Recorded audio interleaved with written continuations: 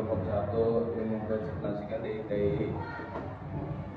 Darul Islam atau Tentara Islam Indonesia adalah gerakan yang menginginkan berdirinya negara Islam Indonesia.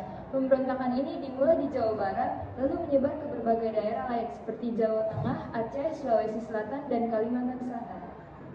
DITI di Jawa Barat terbentuk pada 7 Agustus 1909 yang dipimpin oleh Sekar Maji Marijan Kartosuwirjo pasca 17 Januari 1948. Dari hasil pemilihan berdasarkan tidak puas terhadap perjanjian Renville di mana wilayah Jawa Barat tidak lagi menjadi bagian dari Republik Indonesia. Adapun cara lain untuk menarik simpati dari rakyat seperti merangkul pasukan-pasukan Hizbullah dan Sabilillah yang tidak ingin bergabung ke TNI. Berakhirnya perang dinamakan Operasi Pagar Betis. Kemudian pada tanggal 14 Juni, Kartosuwirjo ditangkap di Gunung Buber. Maka dari itu berakhirlah pemberontakan DITI di Jawa Barat. DITI Jawa Tengah. Pemberontakan di Jawa Tengah terjadi di daerah Brebes, Tegal, dan Pekalongan yang dipimpin oleh Amir Fattah yang berlangsung pada 23 Agustus 1949 sampai Juni 1954. Pemberontakan ini merupakan bentuk rasa tidak puas terhadap perjanjian Renville yang dianggap berdampak buruk untuk daerah Jawa Tengah. Tokoh yang terlibat dalam pemberontakan ini, Amir Fattah, adalah tokoh yang menamakan diri di Majelis Islam. Lalu Abdurrahman Mahfud atau yang lebih dikenal sebagai Kiai Kemalanggu merupakan pemimpin angkatan umat Islam AUI. 4. DTII Kalimantan Selatan. Pemberontakan ini dipimpin oleh Ibnu Hajar atau Hadirin bin Umar alias Anggi.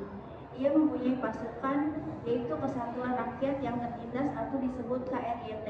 Pasukan ini menyerang pos-pos TNI dengan cara melakukan teror pengacauan pada Oktober 1950. Sebelum melakukan penumpasan, pemerintah menawarkan Ibnu Hajar agar memberhentikan pemberontakan dan kembali bergabung ke Kesatuan TNI.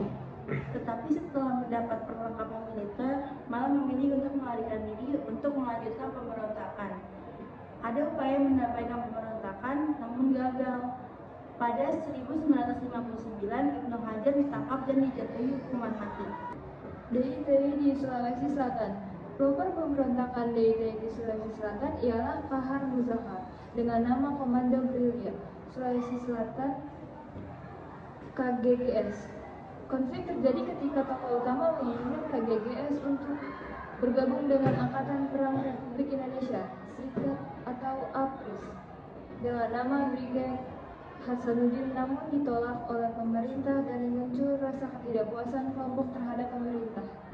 Pemerintah mengambil kebijakan untuk menyalurkan bekas anggota Laskar Perjuangan di dalam Korps Cadangan Tentara Nasional dan Kahar Muzafar menjadi letnan kolonel pada tanggal 17 Agustus 1951, namun mereka melarikan diri. Hal tersebut membuat pemerintah bertindak mengirimkan operasi militer ke Sulawesi Selatan. Akhirnya pada bulan Februari 1965, Kahar Muzafar ditembak mati dan mengakhiri pemberontakan di Sulawesi Selatan. DITI Aceh.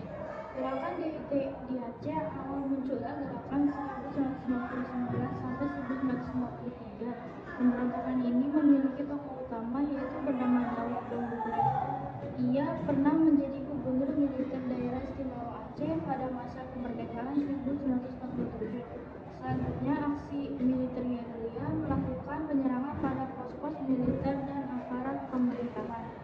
Puncak konflik terjadi pada tahun 1958 sampai dengan 1962. Pada 1962, pemerintah melakukan pendekatan dengan upaya penurunan dan penyelesaian pemberontakan melalui tokoh-tokoh di Aceh. Atas prakasa Panglima Kodam I dan Kolonel M. Yasin melakukan musyawarah kerukunan rakyat Aceh. Daud Dulu akhirnya dapat kembali ke masyarakat sehingga pemberontakan dapat diakhiri. Kesimpulan yang dapat kita dapatkan dari presentasi tadi adalah pemberontakan DITI terjadi karena adanya ketidaksesuaian atau ketidakpuasan terhadap pemerintah pusat kala itu dan bertujuan menggantikan dasar negara Indonesia menjadi dasar negara Indonesia Islam. Sekian dari kelompok 1 kami. Mohon maaf apabila ada kesalahan kata. Wassalamualaikum warahmatullahi wabarakatuh.